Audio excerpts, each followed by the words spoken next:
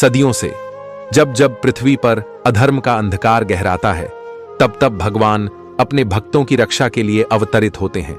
आज वही पावन क्षण है, वही दिव्य रात, जिस रात यशोदा के आंगन में जन्म हुआ उस नटखट कान्हा का, जिसकी मुस्कान से सारी सृष्टि झूम उठी और जिसकी बांसुरी की धुन ने प्रेम का अमृत बहा दिया। आज है जन्माष्टमी।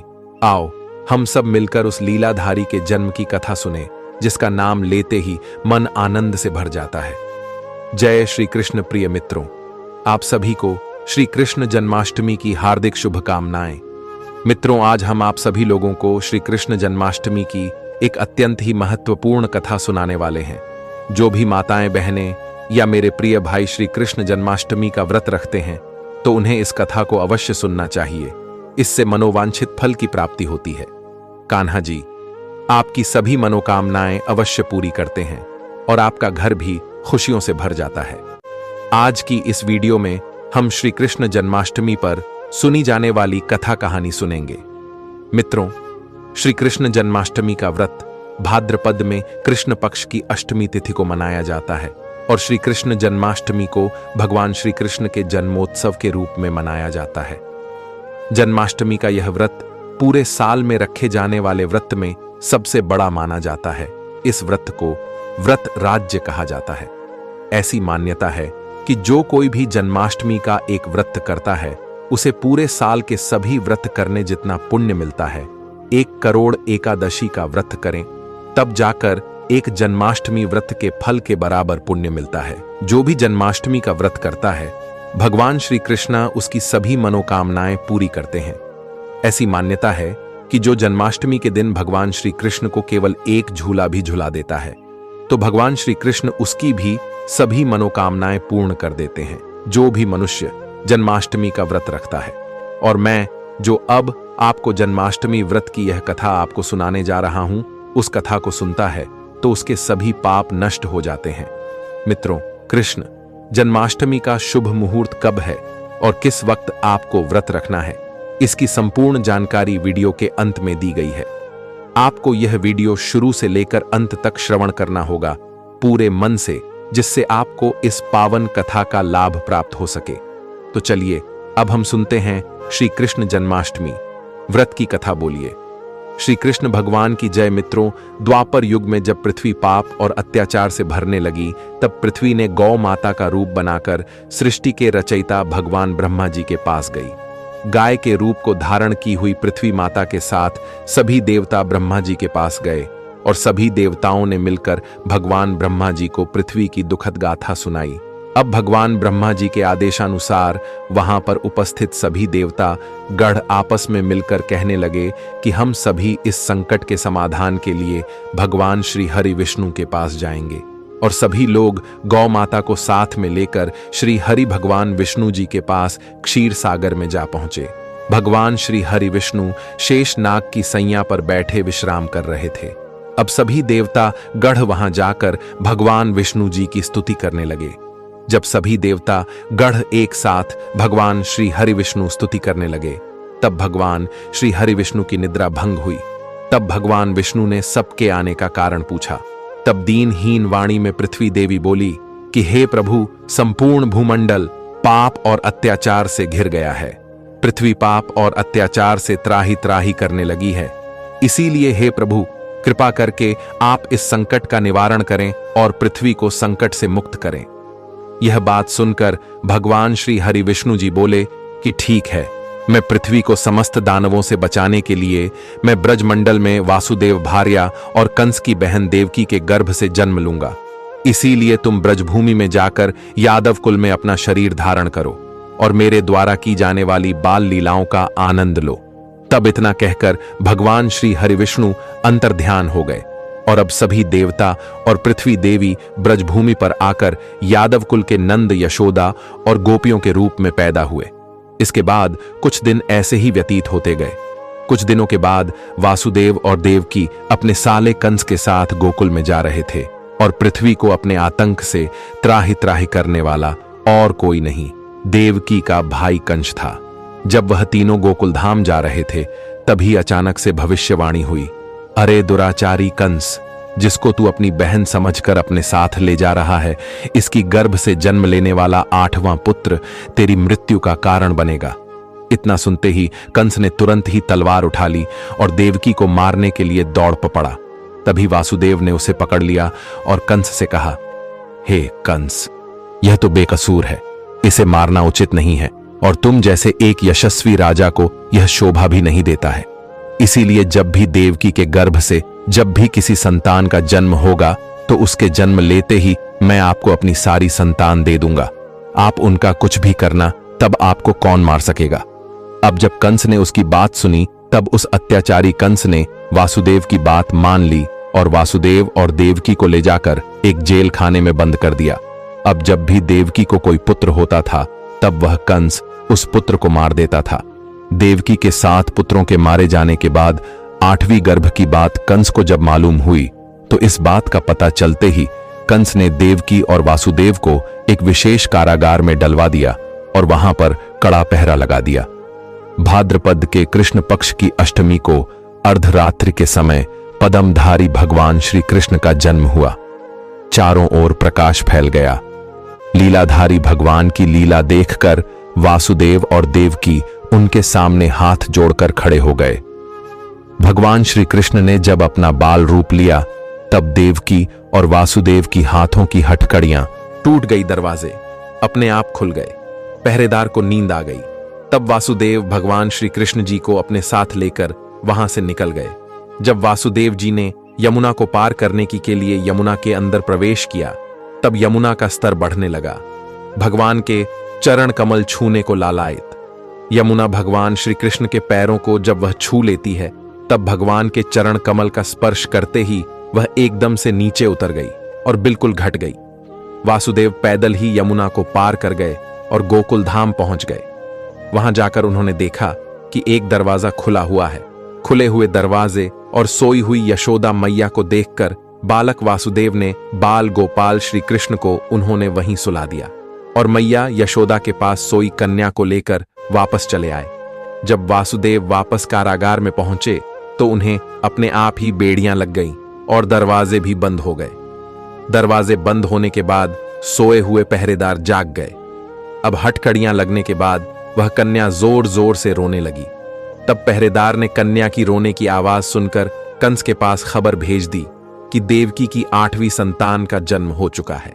यह सुनते ही कंस दौड़ता हुआ कन्या को हाथ में लेकर जैसे ही पत्थर पर पटकने ही वाला था तभी वह कन्या हाथों से छूकर आकाश में उड़ गई और साक्षात देवी के रूप में प्रकट हो गई और कहने लगी, अरे दुराचारी कंस, तुम्हें मारने वाला तो गोकुल में पहले ही पैदा हो चुका है, अब तुम्हारा वही वध करेगा।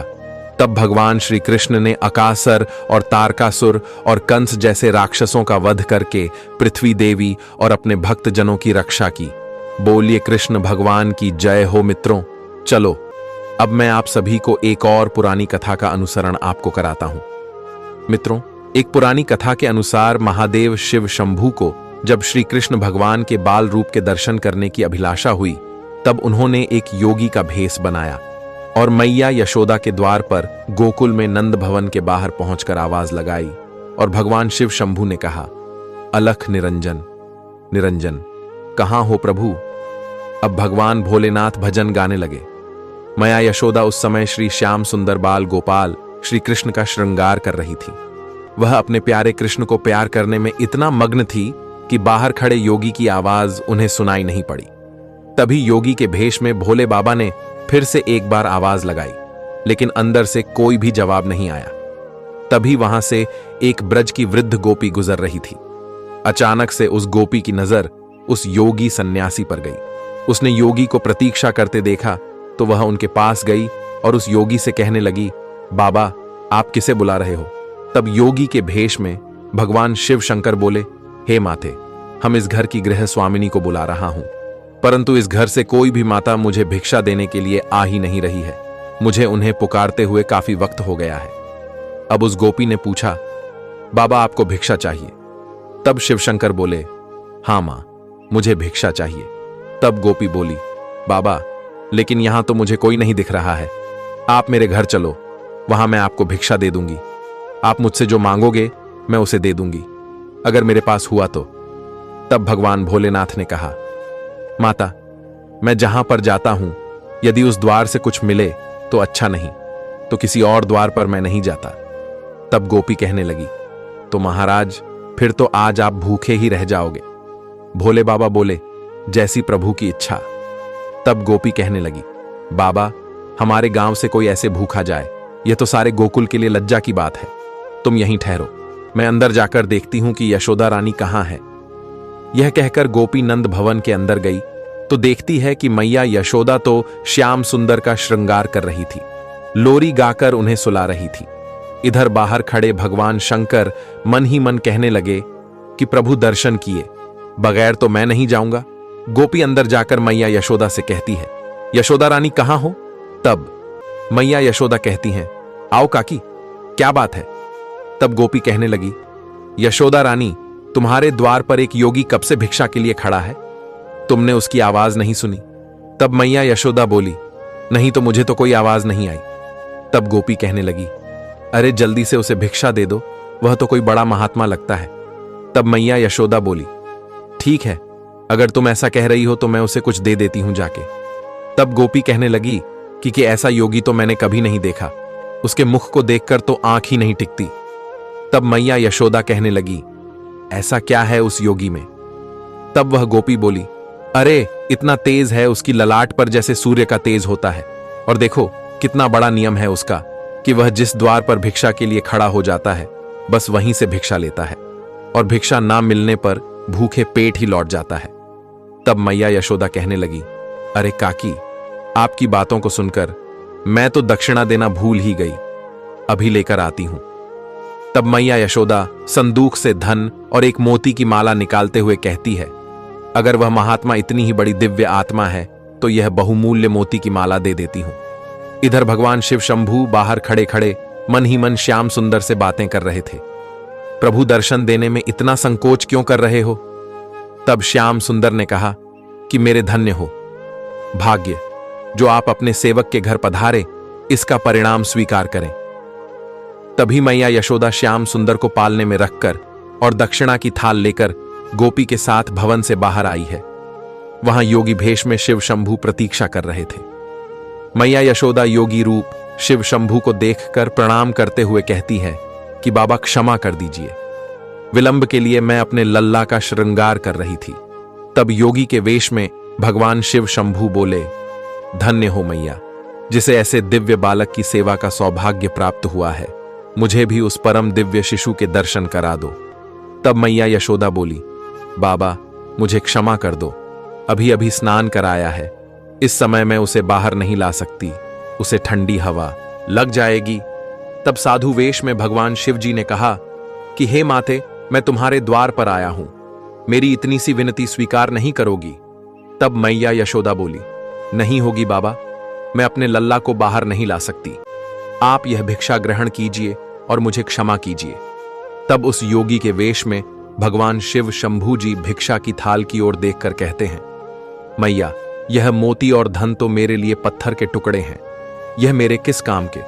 मुझे इनकी कोई लोभ कोई चाह नहीं है।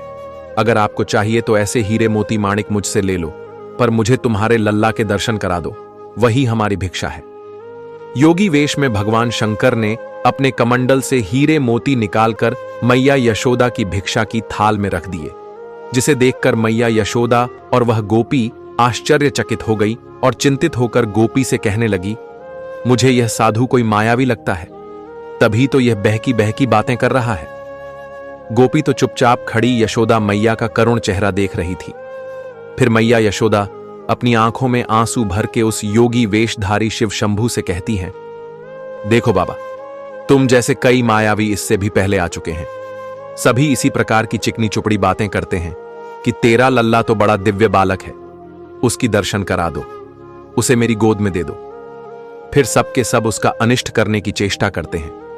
मेरे लल्ला ने आप सबका क्या बिगाड़ा है जो आप लोग उसके शत्रु बने बैठे हैं? फिर बड़े ही कड़े शब्दों में मैया यशोदा ने कहा, भिक्षा चाहिए तो ले लीजिए, अन्यथा अपने स्थान को पधारिए, मैं अपने लल्ला को तो बाहर नहीं लाऊंगी। योगी भेषधारी शिव शंभू बोले, अरे मैया, ऐसी कठोर मत बनो, बहुत दूर से आया हूं, लेकिन मैया यशोदा तो फिर बोली, चाहे आप कैलाश पर्वत से आए हो, लेकिन मैं अपने लल्ला को नहीं दिखाऊंगी। अगर तुम कैलाश पर्वत से आए हो तो वहीं भगवान शिव के दर्शन कर लेते। यहां किस काम से आए हो, योगी वेशधारी?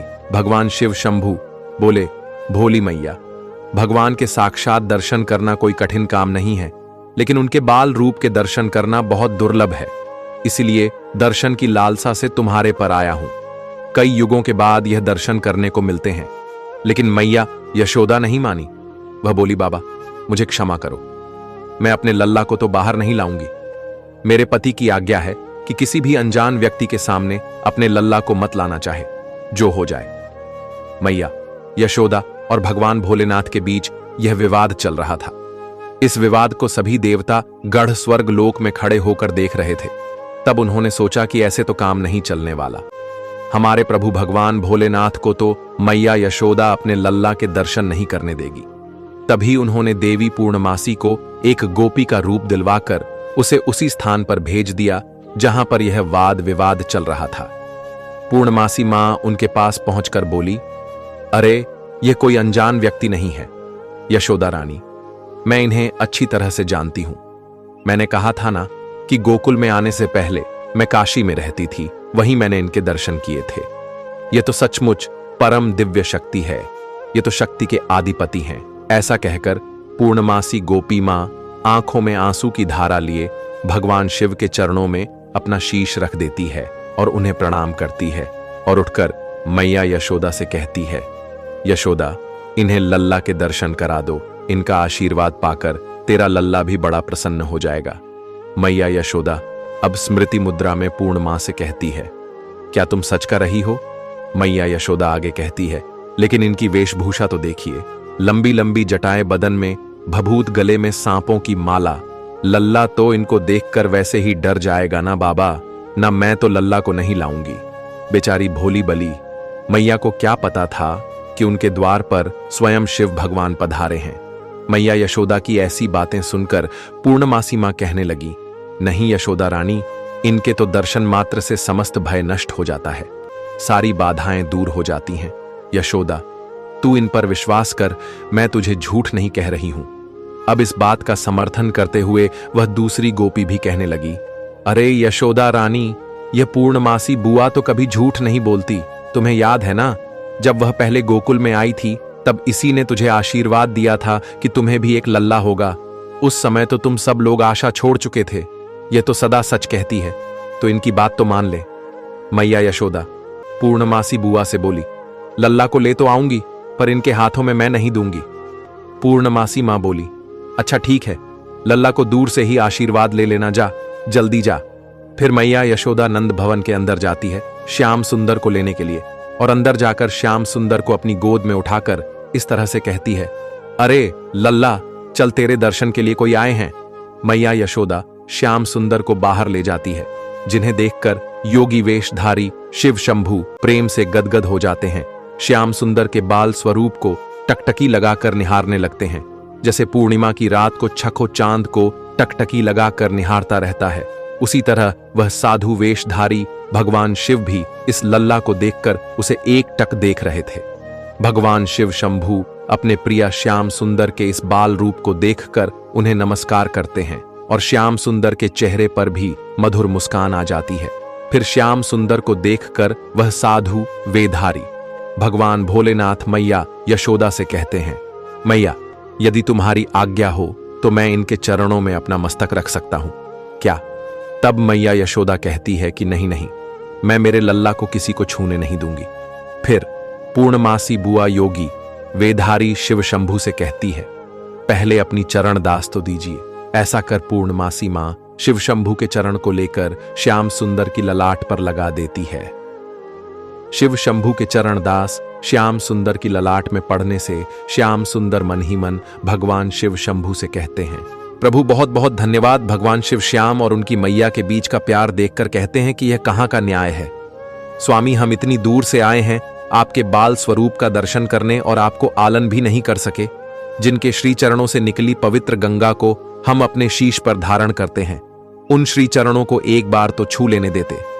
फिर भगवान शिव अपने शरीर के एक अदृश्य प्रतिबिंब से श्री श्याम सुंदर के चरणों का स्पर्श करते हैं और उनकी स्तुति पुरुष सूक्त से करते हैं, जो भगवान श्री श्याम सुंदर को बहुत प्रिय है। इसके बाद योगी वेशधारी भगवान शिव शंभु मैया यशोदा से कहते हैं कि इस युग में यह तेरा लल्ला, मेरे नैना भाई रे निहाल प्रमुख लाल की प्यासी अखिया, कोई निहाल निर्मलाल। अब माता यशोदा कहती है कि योगी बाबा तो भिक्षा ले लो। तब भगवान शिव कहते हैं कि अपने हीरे मोती, यह पत्थर आप ही रख लो, यह मेरे किस काम के, मैं तो मालामाल हो गया, तेरे लाल का दर्शन करके यही मेरी भिक्षा थी। और ऐसा कहकर कर योगी वेशधारी शिव शंभु वहां से अंतर्ध्यान हो जाते हैं। ऐसा अनुपम दृश्य देखकर स्वर्गलोक से सभी देवी देवता प्रसन्न होकर पुष्पों की वर्षा करने लगते हैं। जन्माष्टमी के दिन श्री कृष्ण के दर्शन की इस कथा को जो कोई भी सुनता है, उसे भगवान श्री कृष्ण के बाल रूप के दर्शन करने का सौभाग्य प्राप्त होता है और पुण्य फल भी प्राप्त होता है। आई प्रिय मित्रों, हम कृष्ण जन्माष्टमी के मुहूर्त की बात कर लेते हैं। तो मित्रों, भाद्रपद मास के कृष्ण पक्ष की अष्टमी तिथि और रोहिणी नक्षत्र के पावन संयोग में मनाया जाने वाला श्री कृष्ण जन्माष्टमी का पर्व इस वर्ष 2025 में विशेष योग लेकर आ रहा है। पंचांग के अनुसार अष्टमी तिथि का आरंभ 15 अगस्त 2025 को रात 11:49 पर होगा और इसका समापन 16 अगस्त 2025 को शाम 9:34 पर होगा।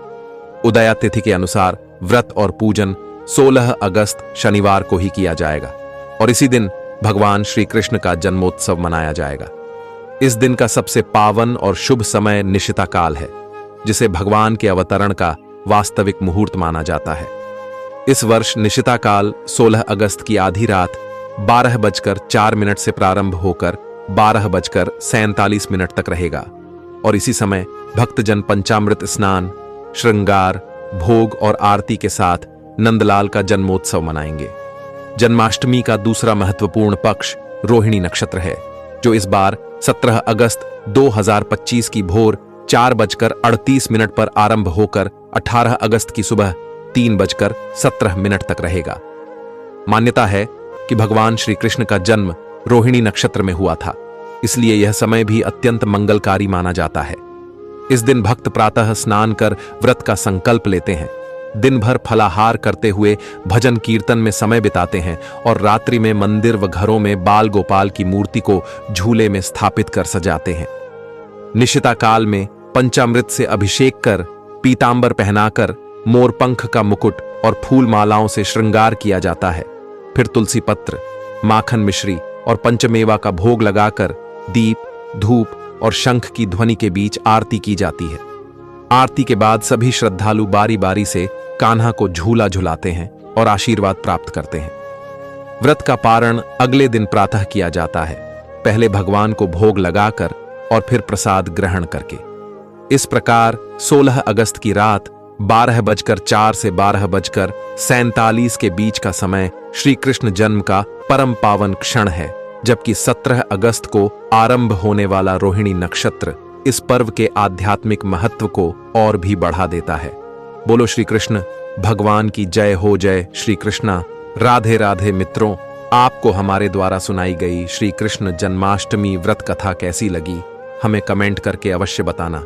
साथ ही इस वीडियो को आप सभी अपने लोग, मित्र, बंधुओं के साथ शेयर भी करना। मित्रों, आप सभी ने अगर अभी तक हमारे चैनल को सब्सक्राइब नहीं किया है तो आप सभी लोग हमारे चैनल को सब्सक्राइब अवश्य कर लीजिए। तो मित्र, यह पावन कथा यहीं समाप्त होती है। फिर आपसे मिलते हैं किसी अन्य महत्वपूर्ण कथा के साथ। तब तक के लिए जय श्री कृष्णा।